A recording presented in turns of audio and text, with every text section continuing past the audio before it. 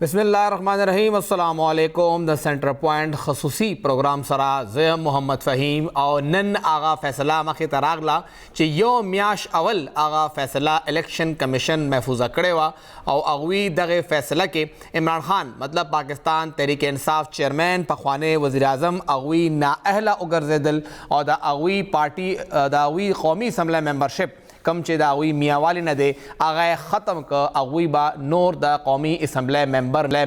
نه وي او د هغوی نااهلیت حوالې سره دا وینا ده د وفاقي وزیر قانون اعظم نذیر تارړ صاحب چې دا نااهلیت 15 کالو دپاره شوی دی څنګه چې دې نه اول مونږ وکته چې یوسف رضا ګیلاني صاحب هغوی خو هغه وخت کې ناست وزیر اعظم او هغوی نااهله شوي خو هغه نااهلیت دې نه مخکې چې کوم دوه وزیر اعظم نااهله شوي دي که هغه یوسف رضا ګیلاني وي یا هغه میاں محمد نواز شریف صاحب وي دواړه په هغه وخت کې آفیسز باندې ناست وو آفیسز کې ناست وو او هغوی دواړه سپریم کورٹ نااهله کړي عمران خان صاحب الیکشن کمیشن نااهله که 2 بجې هغوی دا فیصله وروله چې هغوی نااهله شو هغوی به نور دغه قومي اسمبلی ممبر پاتې نشي او هغې نه پس مونږ وکتل چې په پوره ملک کې احتجاجونه شروع شو. دې وخت کې مونږ سره سینئر قانوندان علي ګوهر صاحب موجود دی ای سره خبره کوو. علي ګوهر صاحب ډیره شکریه. سر یو خو دا راته ووایئ چې ولې چې دې نه اول کم دوه وزرای اعظم نااهله شوي وو هغه سپریم کورټ کړي وو میاں محمد نواز شریف صاحب او یوسف رضا ګیلاني صاحب خو عمران خان صاحب نااهلیت چې دی هغه د الیکشن کمیشن نه راغلی دی یو خو دا د هغې نه څومره مختلف دی او بیا د هغې نه پس دا نوعیت څومره هغې نه بیل دی چې دې کې فوجداري مقدمات ذکر هم شوی دی. بیسیکلی فهیم خان مهرباني دي کله چې موږ وګورو نو فرق بیسیک د شروع نه دا دی چې د پی ټی آی چې کوم لیګل ټیمو د عمران خان صاحب هغوی هم دغه سټانس د شروع ورځ نه چې الیکشن کمیشن یو آئینی اداره ده خو الیکشن کمیشن عدالت نه دی او د ډسکوالیفیکیشن ډیکلیریشن صرف یو عدالت کولی شي هغه هم چې د آئین مقرره عدالت وي هائی کورټ یا سپریم کورټ دا د هغې ډیفنس هو او دې سره فارچونیټلی انفارچونیټلی چې کوم هم لیګل پروفیشن سره تعلق ساتونکی کس وي هغه به اتفاق کوي ځکه چې آئین موږ وګورو آرټیکل 62-63 وګورو او بیا دې سره ریلیونټ چې کله 137 سیکشن موږ وګورو د الیکشن کمیشن د 2017 ایکټ نه د هغې نه دا ثابتېږي چې کله د ګوشوارو ایشو راځي د 4 میاشتو کې د چې په هغې کمپلینټ وکړه نه هغه څیز بیا ډیسایډ کیدی شي خو که د 4 میاشتو نه بیا ټایم په هغې تیر شو د هغې باندې بیا هېڅ چا سره هم اختیار نشته. الیکشن کمیشن انفارچونیټلی چې کوم موږ اینو د هغې فیصله تقریبا هر یو فیصله د 218(3) په اړه کې دی چې 218(3) لاندې موږ سره ډېر اختیارات دي خو چې دې فیصلې ته موږ وګورو بیا دې ته وګورو چې الیکشن کمیشن هم د عمران خان چې موږ وګورو د عمران خان صاحب نومینیشن پیپرز ایکسپټ شو د 8 حلقو نه د هغه ټایم کې الیکشن کمیشن دا ولې الاو کړي پرون موږ وکتل چې عمران خان صاحب باره کې دا خبره راغله چې یو کس د سیټینګ ممبر وي د پارلیمان د هغه دوباره الیکشن څنګه کولی شي یو قسمه باید موږ وینو چې هغه ښکاري د فرق چې کوم دی بیسک هغه دا دی چې د عمران خان او د نواز شریف صاحب او د یوسف رضا ګیلاني صاحب په فیصلو کې غټ فرق دا دی چې یو سپریم کورټ کړی او سپریم کورټ سره د اختیار او ځکه سپریم کورټ د آئین لاندې یو عدالت دی زموږ د ملک د ټولو نه اوچت او هغه دا اختیار لري چې هغه ډیسایډ کی او دا ډیکلیریشن ورکړي چې فلانکې کس صادق او امین دی یا کو نه دی. زموږ د آئین پاکستان هغه چې کله موږ وګورو د الیکشن ایکټ 2017 سره د الیکشن کمیشن اف پاکستان ته د اختیار نه ورکوي چې هغه دا ډیکلیریشن وکړي.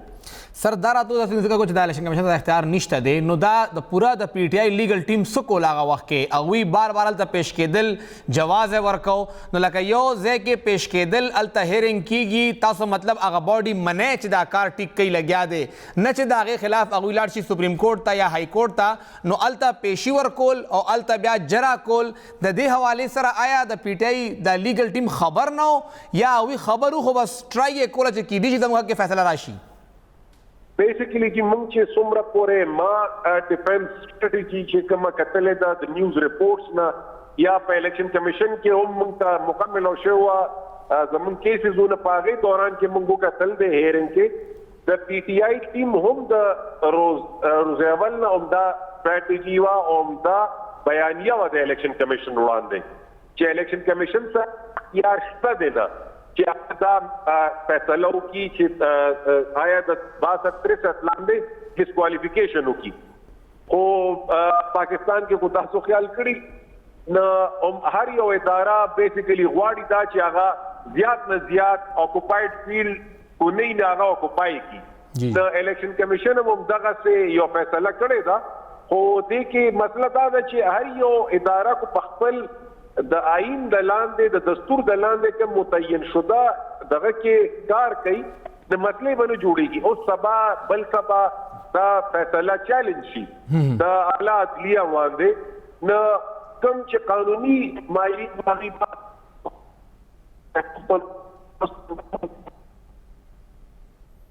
علی گوهر صاحب د علی گوهر صاحب आवाज کټ کیږي لګیا دی او د هغوی دا واضح طور باندې وینا ده چې دا اختیار الیکشن کمیشن سره نشته دی چې هغه عمران خان صاحب یا څوک هم هلته کې لاړ شي او هغه نااهله کي څنګه مونږ ذکر وکړو د نه اول دوه وزرای اعظم هغوی سپریم کورټ نااهله کړي عدالت سره آرټیکل 62 او آرټیکل 63 لاندې دا اختیار او چې هغوی هغه دواړه نااهله کول یا دواړو کې یو کس هغوی نااهله کو یو کنټمپټ آف کورټ کې نااهله شوی چې هغوی سویس حکام ته د زرداری صاحب خلاف خط نه لیکه او بل نواز شریف صاحب چې هغوی خپل علی گوهر صاحب یو ځل بیا موږ سره علی گوهر ته تاسو آواز کټ کېده تاسو خپله خبره پوره کړئ چې آرټیکل 62 او 63 لاندې آیا الیکشن کمیشن سره دغه اختیار او یا نه او که نه نو بیا پاکستان تحریک انصاف وکیلان اوسه پورې چرته و لیګل ټیم چرته و هغوی دا کیس څنګه پلی نه که متعلقه عدالت کې ګورئ جی د آرټیکل 62 موږ وګورو نه آرټیکل 62 زموږ د دستور هغه کوالیفیکیشنز ورکوي چې کم ضروری دي د یو کس دپاره د پارلمان حصه جوړېدل دویم چې کوم د آرټیکل 63 موږ وګورو نه هغه دا دی چې ډسکوالیفیکیشنز موږ ګورو چې کوم څیزونو باندې یو کس ډسکوالیفای کیدی شي هغه ډسکوالیفیکیشن کلوزز چې کله موږ وګورو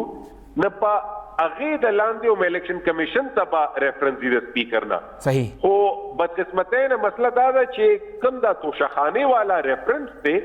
نه هغه ریفرنس د آرټیکل 63 د ډسکوالیفیکیشنز د لاندې نه کور کیږي پاتې شوه کومه تاسو خبره وکړه د پی ټی آی د لیګل ټیم باره کې نه ما تخپل دا مکمل او شوی وا چې زه په الیکشن کمیشن کې دا کیس چونکې زمونږ هم کیسونه وي نه هلته دا کیس کې موږ آرګومنټس باس اورېدلی دی د پی ټی آی د لیګل ټیم او د نیوز ریپورټس هم چې کوم موږ اخذ کړي دي نه د پی ټی آی د لیګل ټیم هم دا د شروع ورځ نه همدغه باس او همدغه دلایلو د الیکشن کمیشن وړاندې چې الیکشن کمیشن د ډسکوالیفیکیشن ډیکلیریشن نشي کولی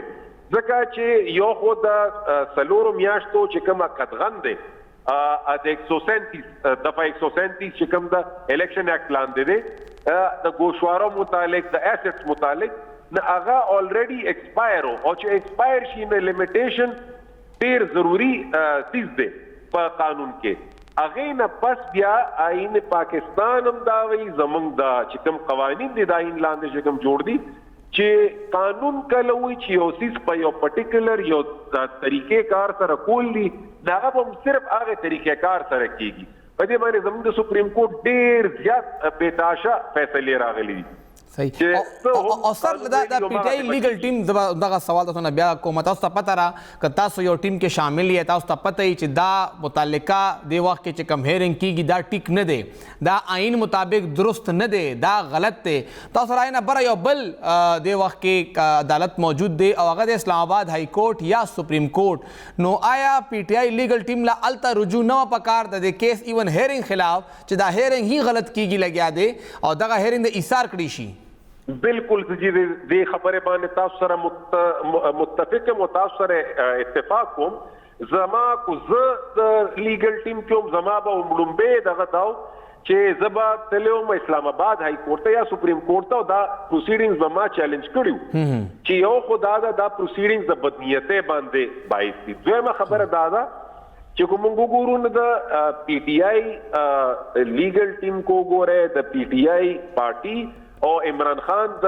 باقاعده ریفرنس فایل کړی دی او مخکې فایل کولو کوشش کړو ریټرن شوی د چیف الیکشن کمشنر خلاف جی بالکل چې کوم راجا سکندر صاحب دی هغه خلاف دی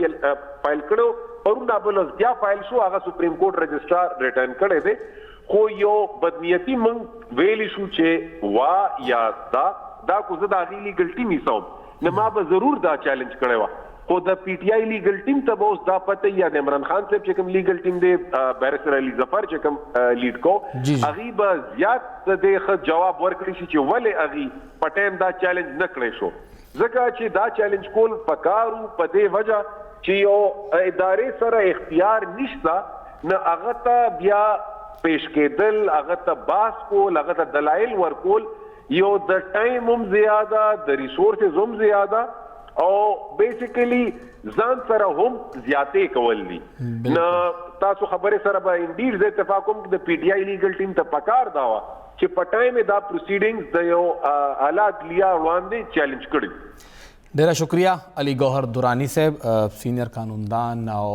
وکیل پاکستان سپریم کورټ او څنګه هغوی ذکر وکړه چې یو خو هغوی قانوني پیرایو خولې چې کوم قانوني دي هغه دا دي چې الیکشن کمیشن سره دا اختیار شته یې نه چې هغوی د نااهلیت حوالې سره آرټیکل 62 او 63 باندې کار وکړي الیکشن کمیشن داوا لري 2018-3 سیکشن لاندې چې نه موږ سره اختیارات زیات دي خپل اختیارات یادوي خو که چېرې هغوی سره اختیار نه مو هغوی هم دا خبره وکړه نو بیا پاکستان تحریک انصاف لیګل ټیم چېرته و هغوی ولې دې حوالې سره کاروایي نه کوله هغوی ولې الته پیش کېدل هغوی دا وایي چې د دې باډي دا ذمواري جوړیږي نه جوړیږي نو بیا ولې الته تللی ولې الته کې کېناستی ولې هم الته خپل دغه جرا کوله یا الته هم خپل پروسیډینګ فالو کول تا چې کله یو کس مخامخ پیش ہے مطلب اوس کس منع لګیا ہے اکس صحیح دی نو الیکشن کمیشن یا چیف الیکشن کمشنر خلاف پاکستان تحریک انصاف کومه پوره یو بیانیه جوړه کړې وه هغه الته پیش کېدو سره نقصان لري او څنګه هغوی ذکر هم وکړو علي ګوهر صاحب چې تاسو دا کلیم لرئ چې الیکشن کمیشن دې وخت کې باعث دی دا هغه بدنیتي ده نو بیا الته پیش کېدل څنګه و نورې به هم خبرې کوو وړې چندمې نه پس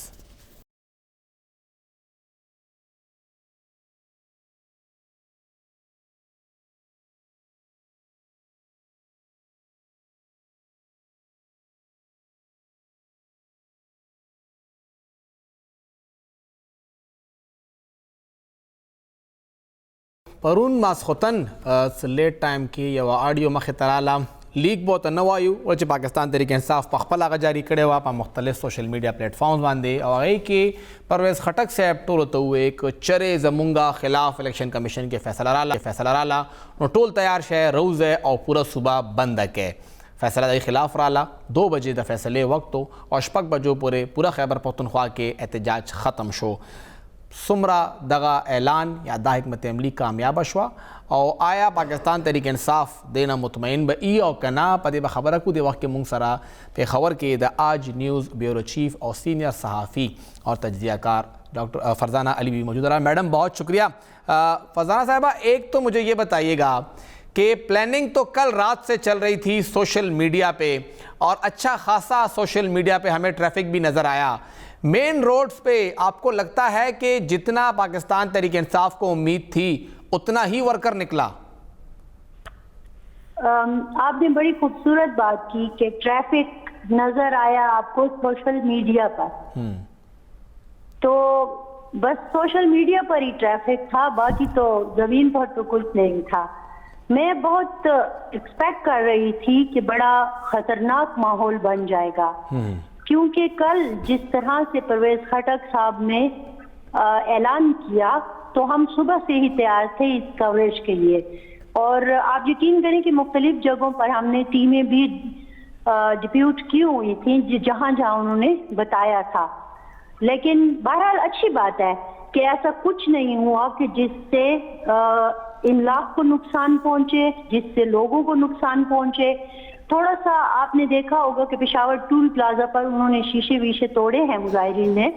لیکن اوورآل معاملات اگر پختونخوا کے حوالے سے دیکھیں تو اتنے کوئی خاص پرتشدد نہیں تھے۔ مجھے ایک بار اس پہ بھی ذرا تھوڑا سا فکر ہمیں ہوئی، چارسدہ والے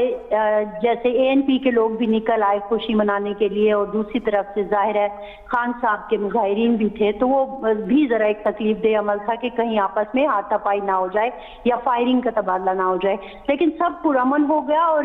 کوئی تعداد اتنی زیادہ نہیں تھی کہ جس سے کوئی پرابلم ہوتا۔ اب یہ تعداد کیوں نہیں تھی، یہ ایک بہت بڑا سوال ہے جس کے اوپر ہر کوئی اپنے لحاظ سے جو ہے رائے کا اظہار کر رہا ہے۔ کچھ لوگ جو ظاہر ہے ان کو ان کے اپنے لوگ ہیں وہ یہ بھی کہہ رہے ہیں کہ فی الحال ہم نے معاملے کو روک لیا کہ کہیں مزید خراب نہ ہو جائے، کہ ہماری بیچ میں ایک خبر بھی آئی تھی کہ بات چیت ہو رہی ہے، پھر پتہ نہیں کس سے بات چیت ہو رہی تھی، لیکن بہرحال اجلاس جاری ہے۔ تو اب ہم انتظار کر رہے ہیں خان صاحب کی سپیچ کا، لیکن فی الحال پورے خیبر پختونخوا میں امن ہے، جتنی ایکسپیکٹیشن تھی لوگ بالکل نہیں نکلے۔ اچھا میڈم، اب کیا کہیں گی کتنا بہترین کردار پولیس کا رہا؟ عمومی طور پہ پولیس منع کرتی ہے احتجاج کرنے سے، سڑک بند کرنے سے، لیکن آج کافی مثبت انداز میں انہوں نے کردار ادا کیا، خود بلاک بھی فراہم کیے سڑک بند کرنے کے لیے۔ آپ نے دیکھا ہوگا کئی جگہوں پر نوشہرہ میں یا دیر میں انہی کے بلاک لگا کے روڈ بند کیے گئے، تو پولیس کا کتنا بہترین کردار رہا؟ خان صاحب جس طرح کہتے ہیں کہ خیبر پختونخوا کی مثالی پولیس ہے، تو وہ واقعی مثالی پولیس ثابت ہوئی ہے۔ صرف یہی نہیں بلکہ اسلام آباد میں بھی آپ نے ایک جھلکی دیکھی۔ جی بالکل۔ تو بہرحال اب کیا کرے، جس کی لاٹھی اس کی بھینس، تو فالو تو کرنا پڑتا ہے نا آرڈرز کو۔ لیکن آج لاٹھی چارج اور شیلنگ نہیں ہوئی جس طرح پہلے یہاں پہ نرسز، ڈاکٹرز اور ٹیچرز پہ ہو چکی ہے۔ ہاں بالکل، یہ میں نے سوشل میڈیا پہ اپنے خیالات کا اظہار بھی کیا کہ ہم دیکھ رہے تھے کہ جب خاص طور پر ٹیچرز آئے تھے تو ہم، آپ نے بھی دیکھا ہوگا، آپ کی ٹیم بھی، ہماری ٹیم بھی وہاں پر موجود تھی، ان کی طرف سے کوئی ایسی حرکت نہیں ہوئی تھی کہ جس پر کہ اس طرح سے کیا جاتا، لیکن ایک دم شیلنگ، اور بعد میں معاون خصوصی برائے اطلاعات محمد علی سیف صاحب بھی کہہ رہے تھے کہ ہم اس چیز کی تحقیق بھی کریں گے کہ یہ کس کے کہنے پر اس طرح سے ہوا۔ تو بہرحال لوگ ہوتے ہیں شرارت کرنے والے، لیکن اس وقت ہم نے صرف وہی نہیں، آپ کو یاد ہوگا کہ پہلے بھی جتنے مظاہرے خیبر پختونخوا اسمبلی کے سامنے ہوئے، جو بھی مظاہرین آتے تھے، آپ کو یاد ہوگا کہ ینگ ڈاکٹرز آئے تھے کسی زمانے میں، ان پر بھی شیلنگ ہوئی تھی۔ تو بہرحال اپنوں میں اور پرایوں میں فرق تو آج دکھ گیا کہ کیسے ٹریٹ کیا جاتا ہے۔ آخری سوال میڈم، لانگ مارچ کے لیے کوئی بڑی تیاری کی جا رہی ہے، لاکھوں کا مجمع یہاں سے لے جانے کی جو ہے وہ کوشش ہو رہی ہے، آپ کو لگتا ہے کہ آج ایک جھلک مل گئی ہوگی کہ کتنی تیاری ہوئی ہے اور اب کتنی تیاری کرنے کی ضرورت ہے؟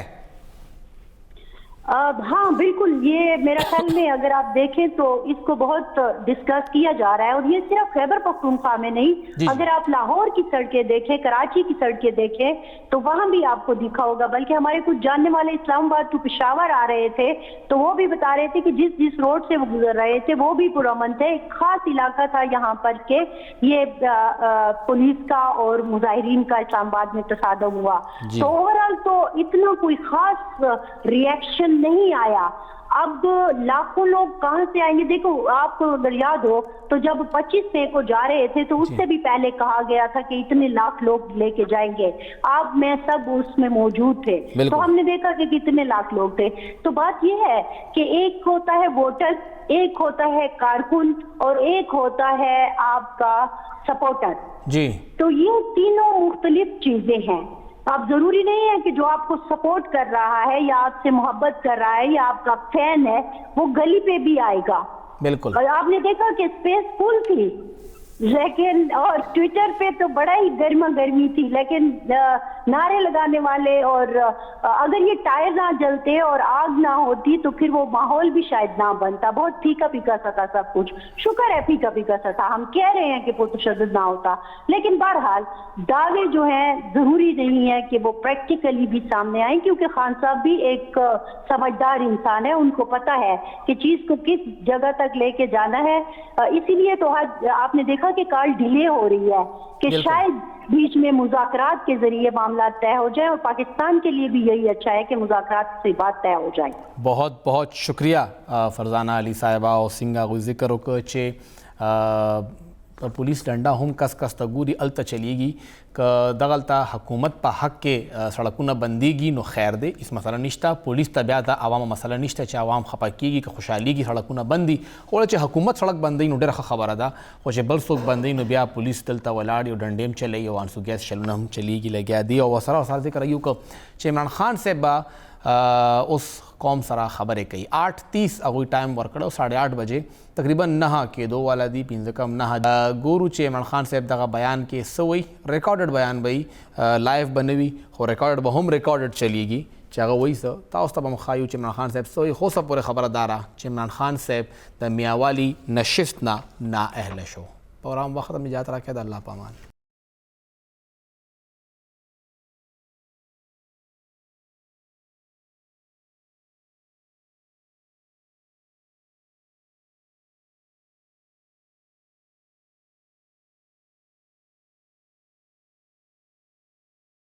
پروگرام کې یو ځل بیا هرکلی وایو، مونږ خبره کوو لګیا یو د چیئرمین تحریک انصاف عمران خان صاحب نااهلي حوالې سره.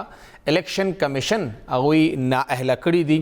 او د هغوی نااهلیت مدت خو هغوی نه دی ښودلی، خو وفاقي وزیر قانون دا 15 کالو دپاره نااهلیت دی. خو خبره دا ده چې دغه نااهلیت په کوم بنیاد شوی دی. توشا خانه کیس حوالې سره چې هغوی توشا خانه حوالې سره پوره یو ریفرنس جمع شوی و، په هغې باندې شوی دی. یو خو دا چې دا کم ډسکوالیفیکیشن دی د آرټیکل 63 لاندې شوی دی، نو آیا دا په هغې باندې پوره وته او که نه. او بل دا چې کوم دغه الیکشن کمیشن کې هیرنګ شوی دی، کمې دې خوا خبرې شوي دي یا ټول دومره سماعت شوی دی، هغه څومره قانوني حیثیت لري.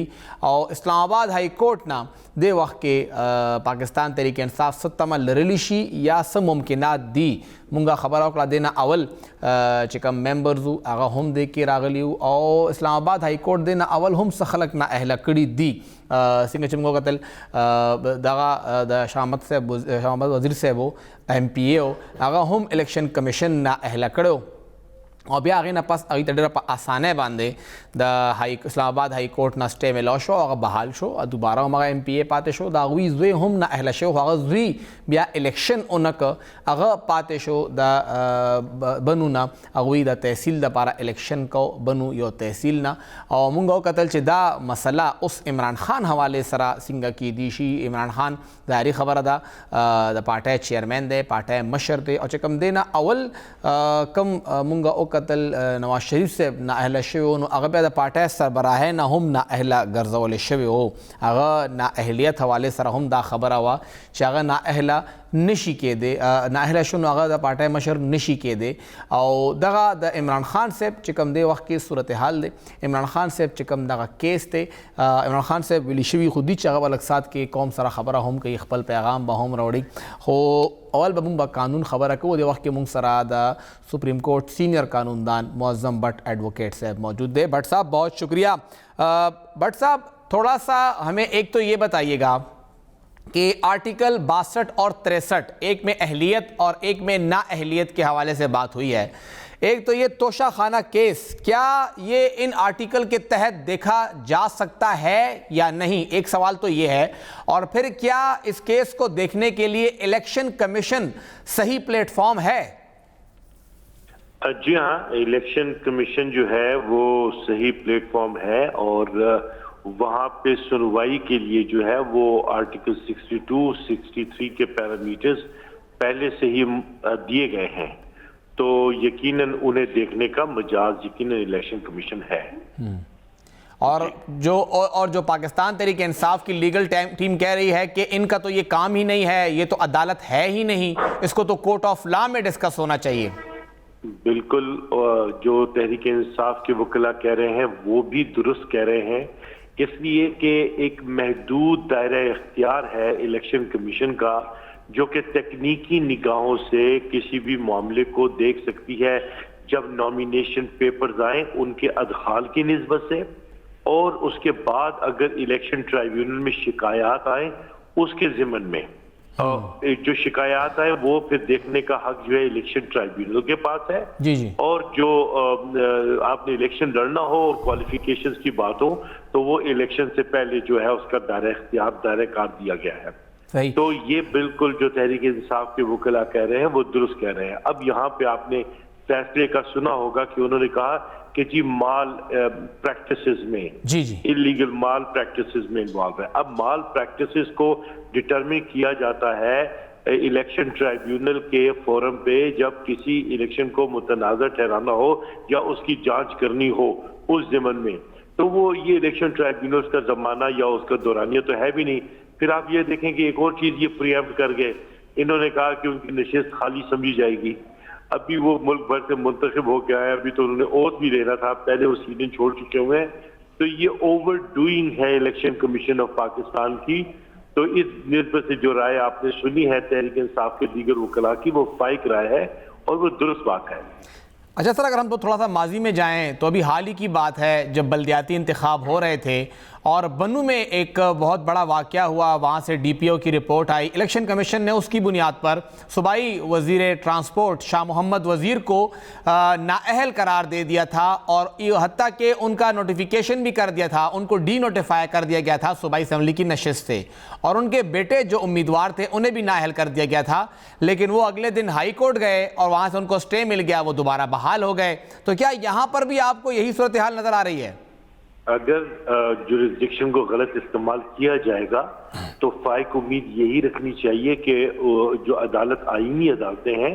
وہ انہیں دیکھیں گی، اور پھر وہ دیکھیں گی کہ ظاہر ہے پبلک اوپینین کو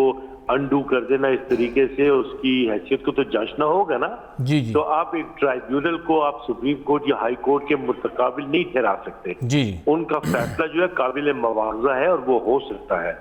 تو اس کی نظیر ملتی ہے، اور یہی طریقہ کار ہے قانون کا۔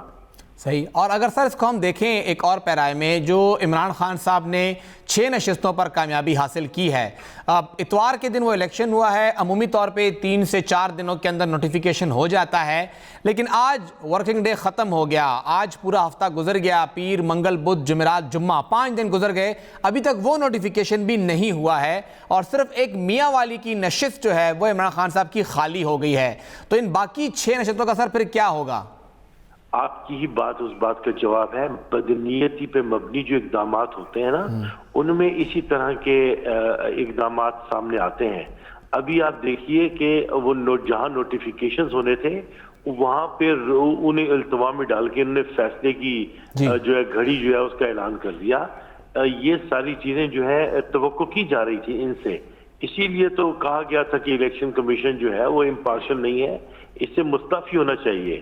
اب یہاں پہ اخلاقیات اب ان کے ضابطہ اخلاق کی بھی حالت آپ دیکھیے اور پھر ان کی اپنی اخلاقیات کو بھی دیکھیے، تو یہ اخلاقی طور پہ تو ایک ایسا بہاؤ ہے نا کہ پوری قوم کو افسوس ہی ہونا ہے ان پہ، اس لیے کہ اداروں کا انہوں نے اتنا برا حال کر دیا ہوا ہے جس کی کوئی حد نہیں ہے، عوام کو اعتماد نہیں رہا ہے ان اداروں پہ۔ تو سر عمومی طور پہ جب کوئی الیکشن ہوتا ہے تو کیا کوئی آئین میں یا الیکشن ایکٹ میں کوئی دفعہ ایسی ہے کہ کتنے ٹائم کے اندر نوٹیفیکیشن ہونا چاہیے؟ کیونکہ رزلٹ تو آ گیا پہلے ہی دن، رزلٹ شام کو تھوڑی دیر بعد آ گیا تھا، الیکشن کمیشن کے اپنے آر او نے رزلٹ جاری کر دیا کہ اس نے اتنے ووٹ لیے، اس نے اتنے لیے، تو الیکشن کمیشن کا نوٹیفیکیشن ہونے میں کیا کوئی ٹائم باؤنڈ ہے یا وہ جب چاہے ہفتے بعد، 2 کے بعد یا سال بعد؟ نہیں، جب وہ اس کی جو پولنگ اسٹیشن پہ اس کی گنتی ہو کے پھر پریزائڈ یہاں پہ آ کے ریٹرننگ آفیسر کے پاس اس کی بندش ہو کے اور جیسی الیکشن کمیشن کو پہنچے تو الیکشن کمیشن کا پہلا کام ہے کہ اسے نوٹیفائی کرنا ہے، اور وہ جو اگر نہیں کرتی فل فور تو وہاں پہ جو ہے اپنے اختیارات کا وہ غلط استعمال کر رہی ہے۔ تو آپ کو لگ رہا ہے کہ ان 6 حلقوں پہ یہ ہوا ہے؟ الیکشن کمیشن کا ہر قدم ہی سوالیہ نشان بن گیا، اور ظاہر ہے ایسا ہوا ہے، ایسا دکھائی دے رہا ہے۔ اتنا تو پوری قوم کو پتا ہے کہ عمران خان ان حلقوں میں الیکشن جیت چکے ہوئے ہیں۔ اب الیکشن کمیشن کا اس طریقے کا اقدام کر کے اور پھر ایک نااہلی کی اصطلاح استعمال کر کے ان کی ایک سیٹ کو انڈو کر دینا اور باقی نشستوں کو لپیٹ میں لانا، یہ ایسے اقدامات ہیں جو کہ سوالیہ نشان ہیں اور بالکل غلط. تو آپ کو لگ رہا ہے کہ اسلام آباد ہائی کورٹ اس حوالے سے سٹے دے دے گا؟ میں سمجھتا ہوں کہ اس چیز کی بھی جانچ کرنی ہوگی کہ وکلاء جو ہیں وہ فی الفور اسے لے کے سپریم کورٹ جاتے ہیں یا پھر اسلام آباد ہائی کورٹ لے کے آتے ہیں. دونوں چوائسز موجود ہیں اور میرا خیال میں اسی پہ فیصلہ ہو رہا ہے. اور عمران خان کی جو بھی سپیچ آئے گی اس کی روشنی میں صورتحال مزید واضح ہو جائے گی. اور یہی سوال اب ہم رکھیں گے شاہ فیصل الیاس صاحب کے سامنے. بہت شکریہ معظم بٹ ایڈوکیٹ صاحب. شاہ فیصل صاحب، یو خدا سوال چې د پاکستان تحریک انصاف لیگل ټیم هر ځل وایي چې الیکشن کمیشن صحیح پلیټ فارم نه دی چې هغه دغه آرټیکل 62 او 63 باندې کې سماعتو کی خپلته پیش کیږي، هم هغه یو ټریبیونل دی او هغه پیش کیږي او بیا التنه د عدالت یو فیصله راځي کم چې ټریبیونل جاری کوي. نو دا راته یو وایي سر چې دغه فیصله اوس چرته چیلنج کیدی شي یا چرته چیلنج کیږي او بیا دا رستو چې څومره پریسیډینګ شوی دي نو تاسو د ټیم الته پیش کېدل لیجیټیمیټ کوي نه دغه باډي؟ امان رحیم محمد فہیم سے تاسو د مشرق ټیم ډیر مشکور یو چې تاسو زموږه په دانا عام ایشو باندې ویو پوینټ اخلي او ناظرین ته یو کلیر پکچر مونږ ته مکمل وشي چې مونږه واضح کو. جناب آلریډي پدې کې اوس وخت سره 2022 کې د سپریم کورټ یو ریپورټډ ججمنٹ راغلی دی 2022 سی ایم آر پیج 63 باندې دا د سلمان نعیم کیس دی. جی جی. او په دې کې کلیئر کٹ 218(3) او د 1973 کانسټیټیوشن او د آرټیکل 63(1)(p) د ټول ډیسکس شوی دي او په دې کې کلیئر کٹ دا ویلې شوی دي چې د دې جورسډکشن د دې دایره اختیار الیکشن کمیشن سره نشته. الیکشن کمیشن د دغه ارسنه باوجود هم په دې معاملاتو کې انټرفیئر دا سپریم کورټ فیصله سره هائی کورټ وا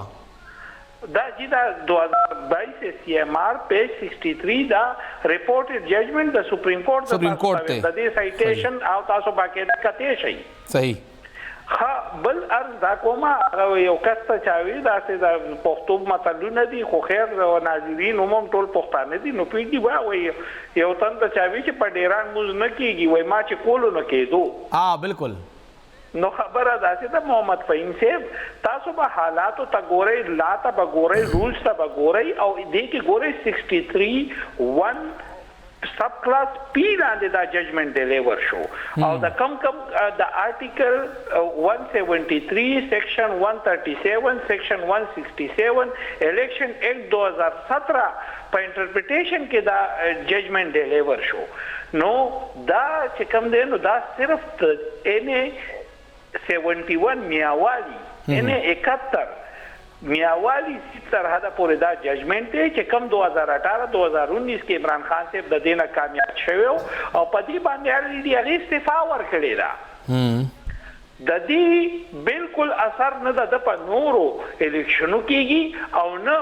دا دا آل لیڈی پا داشپاگو سیٹونو چی دا الیکشن گٹلے دا دی پا دی دا دی اطلاق کی گی. دا ناظرینو تا دا کلیر کول غارما او خصوصا خپل چې کوم د پی ټی آی زمونږ ورکران دي زمونږ لیډران دي چې د دې صداسي غلط افیکٹ زمونږ په پولیټکس باندې نه دی بلکې دې سره به د عوامو کې د عمران خان ایمیج یو نور هم موچت شي ولې چې دا کم رسیدونو دا کم توشاخانه کیسز د معاملو ذکر کوي د دې رسیدات باقاعده مونږ الیکشن کمیشن ته ورکړي دي او زمونږ ټیکس ریټرنز کې باقاعده د دې ذکر شته دي. نو چې کله ټیکس ریټرنز کې ذکر وشي نو په گوشوارو کې اتوماتیکلی د ټیکس ریټرن فارم سی لاندې د هغه د دې پارت ان پارسل شي. نو په دې خبرو باندې خو یو عام ماشوم هم پوهیږي چې که د دې شیزونو نه مونږه انکار کولې نو مونږه د دې پیمنٹ اگینست مونږ ته رسیدونه ولې ملو شوي دي او مونږه هغه رسیدونه بیا د ریکارډ حساب ولې جوړه کړې ده. او سر دا تو تاسو ولته ظاهري خبره کوم ذکر کوي چې دا د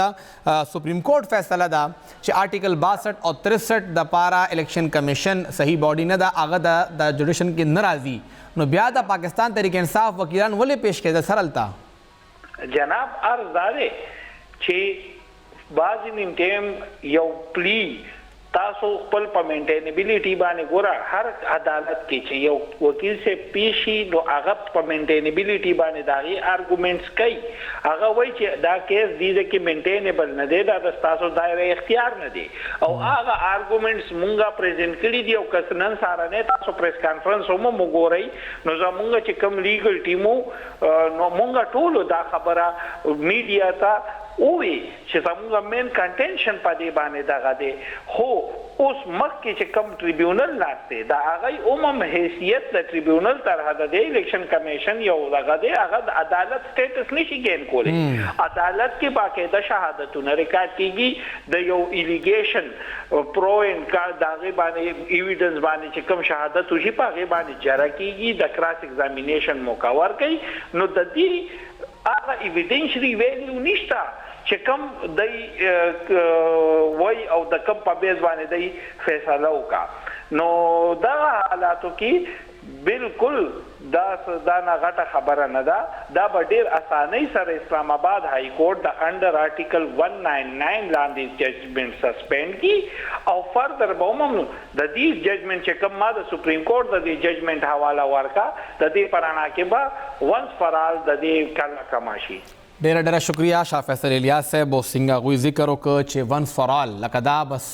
کیسه ختم شي بیا به خدا الیکشن کمیشن کینی او په هغه باندې بیا هغه سماعت کوي دا وینا ده چې د حواله سره الریډي د سپریم کورټ فیصله راغلی ده او هغه کې دا ویلي شوی دي چې دا در اختیار د الیکشن کمیشن نه دی که دا الیکشن کمیشن در اختیار نه دی نو بیا ولې دا صورتحال روانو خو پاکستان تحریک انصاف نن ډېر برابر د طاقت مظاهره هم کړې ده ټول پاکستان یې بند کړو په دې به هم خبره کوي او وړې شند مې نه پس